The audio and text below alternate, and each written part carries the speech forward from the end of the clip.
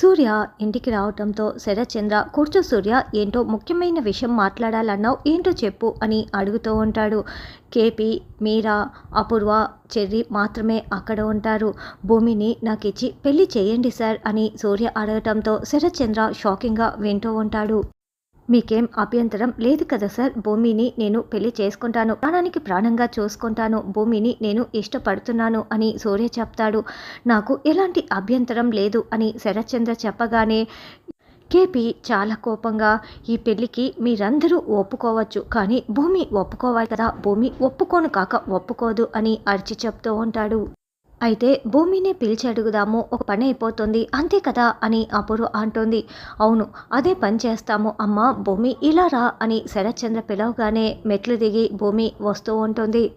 అమ్మ భూమి, సూర్య నిన్ను ప్రేమిస్తున్నాడంట, పెళ్ళంటూ చేసుకుంటే నిన్నే చేసుకుంటాడంట, నీ అభిప్రాయం కూడా చెప్పమ్మా భూమి అని శరత్చంద్ర అడగటంతో ఇక శరత్చంద్ర గగన్ని షూట్ చేయటం, ఆ వీడియో సూర్య చూపించి ఉంటాడు. ఆ వీడియోని మొత్తం కూడా భూమి గుర్తు చేసుకుంటూ సూర్య వైపు కోపంగా చూస్తూ ఉంటుంది. అమ్మ భూమి చెప్పమ్మా, నీ నిర్ణయం పైనే ఇప్పుడు ఆధారపడి ఉంది అని శరత్చంద్ర అడుగుతూ ఉంటాడు.